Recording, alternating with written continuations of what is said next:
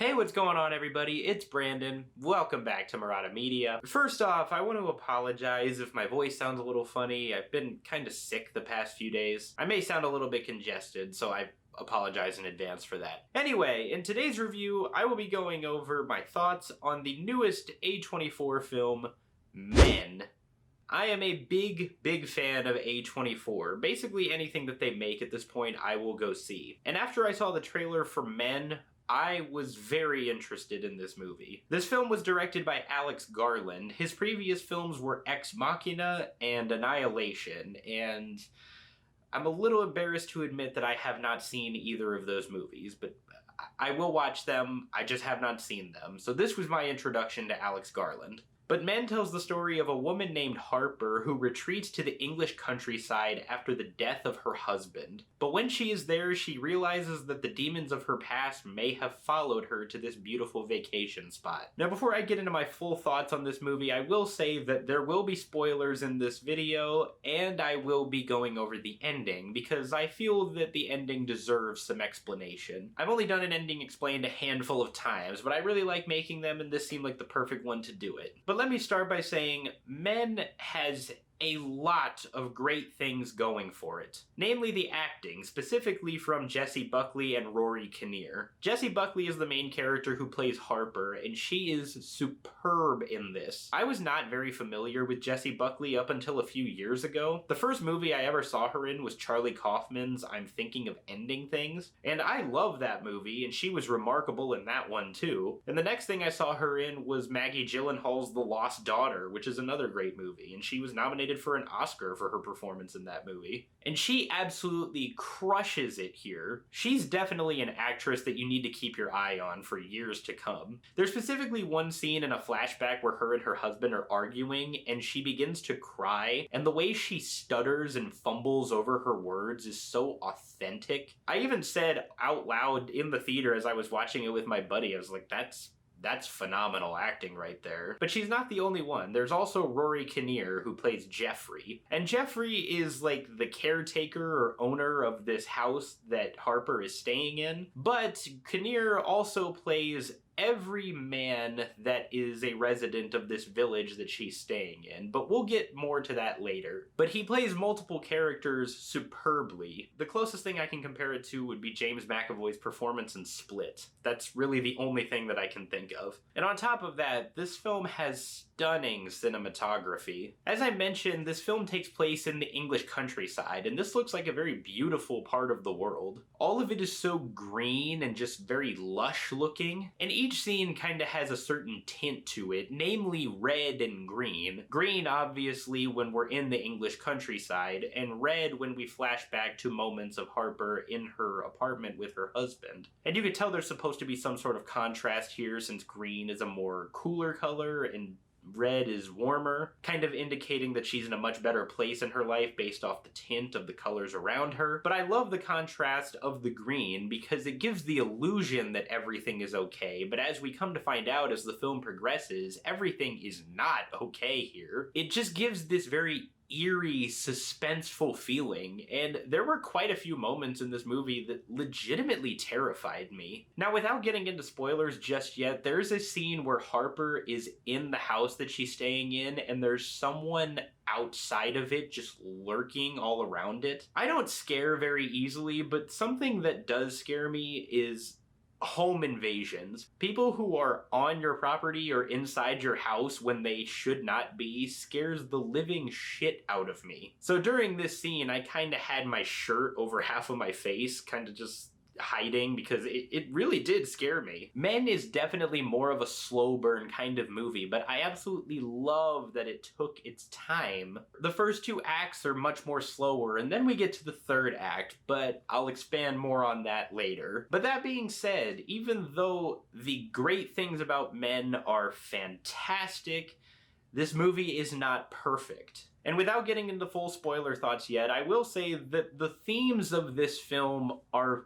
very on the nose. I found it to be incredibly obvious what this movie was trying to say. There was absolutely no subtlety to it. But a quick thing that I will say is that once we get to the ending seemed a little bit overhyped. Because when I was watching reviews for this movie or early thoughts of it, there were people that said the last act of Men is absolutely insane. And I can kind of understand why they would say that, but I think that's overselling it just a little bit. I would say that the third act of Men is pretty crazy, but I wouldn't say that it's off the walls insane. But since I need to expand on my thoughts of why I didn't like those things, I will now be getting into my spoiler thoughts and my interpretation of what the ending meant. So just in case you haven't seen Men yet, please skip to this part of the video to avoid spoilers. So like I mentioned earlier, Rory Kinnear plays all of the men in the village.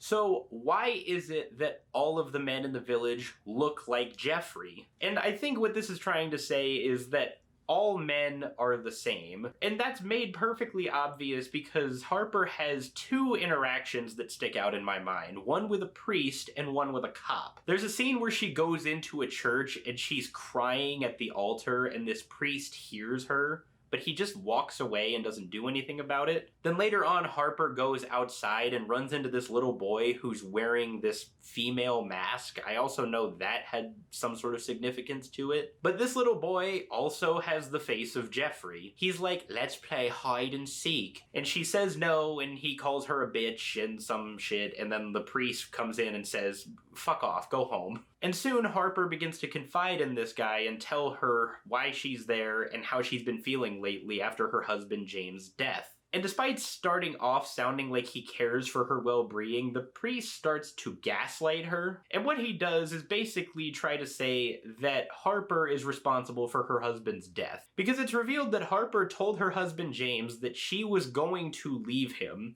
and he acted violently, saying that if you leave me, I will kill myself. And Harper is very cold to this, basically saying, you can't do that to me because this is my life and I'm doing what's right for me. So if you kill yourself, then so be it. And James does not take kindly to this and he hits her. And when she tells the priest all of this, he basically says to her, well, maybe you should have talked to him about it and tried to understand why he hit you. And if you did, maybe he wouldn't be dead now. And Harper does not like what this man is now saying to her, and she also tells him to fuck off, and then she leaves. And I mentioned another interaction that she had with a police officer. So remember earlier when I said there was someone lurking around Harper's house?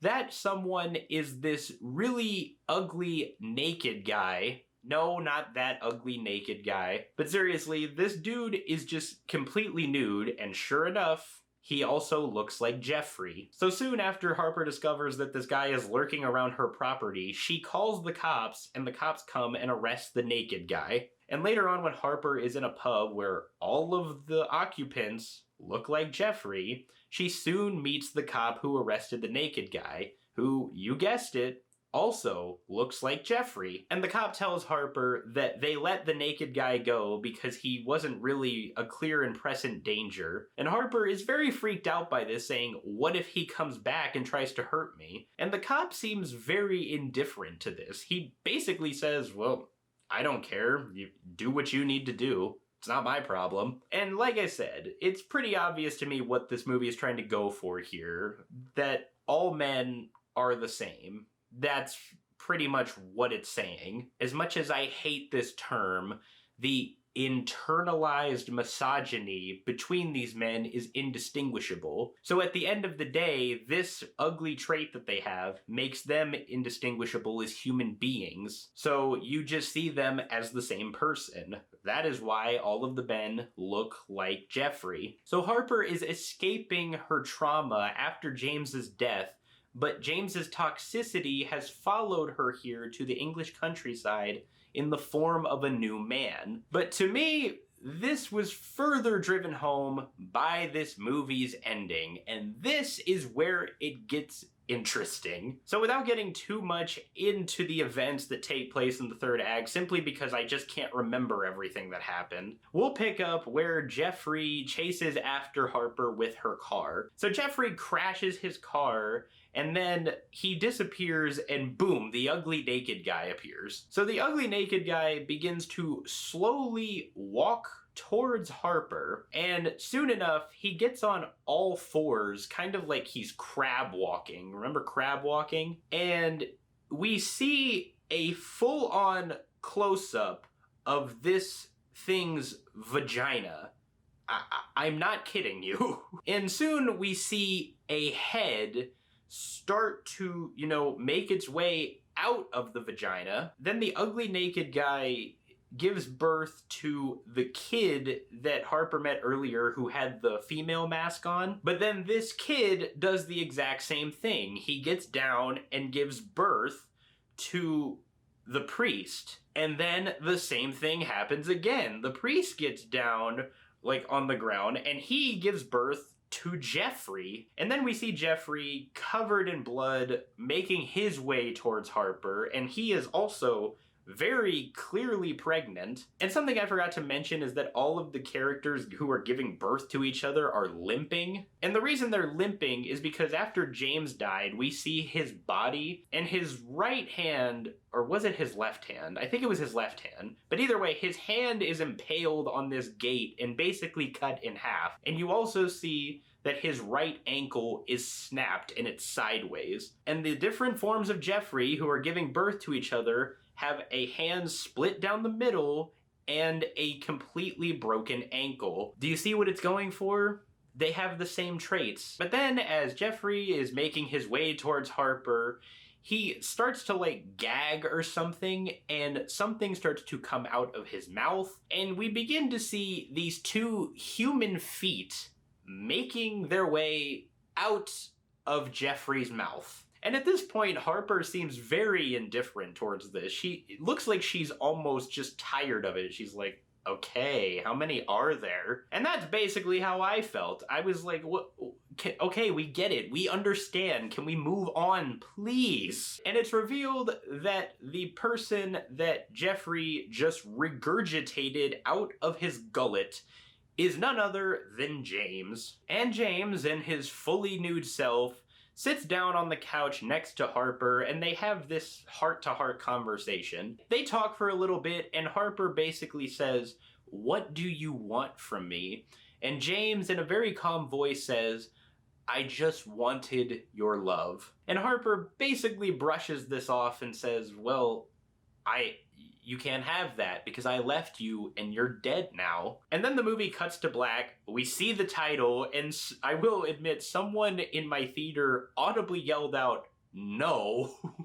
I guess they were just that displeased with it. And I'm realizing I'm forgetting so much information here, I'm sorry. But Harper's sister shows up to the house because she was talking to her throughout the entire movie. And her sister begins looking for her, and it's also revealed that her sister is pregnant. And she sees Harper with blood on her, looking kind of in a daze, just sitting in this garden. And Harper notices her, looks up, and she smiles. And that's where the movie ends. So basically to me, what this movie's ending is trying to say is that all men of all ages from different generations, when they have children, are giving birth to a new generation of misogyny. And it's just an endless, endless cycle. Whether you disagree with that or not, that is basically what it's trying to say. It's blatantly obvious. And I gotta tell you the truth, the ending is where this movie lost me. I was really kind of expecting more, but the ending didn't really feel necessary to me. It felt more like it was there for shock value and body horror. It seemed like it was trying to just say something while also doing it in the most shocking, gruesome way possible. Kind of like it didn't really serve a purpose other than to surprise you and gross you out. And that really disappoints me because I think that men could have been great. I was very invested in this film all throughout, up until the third act, because it just completely took me out of it. But this film feels like it is so far up its own ass that it doesn't realize that it's not that great. It was more concerned with being shocking and trying to send a message rather than tell a compelling story. This movie isn't bad. I can't say it's bad because I enjoyed almost everything up until the third act. But like I said, the third act completely lost me, and it drastically brought down my rating for the movie as a whole. And overall, I would give Men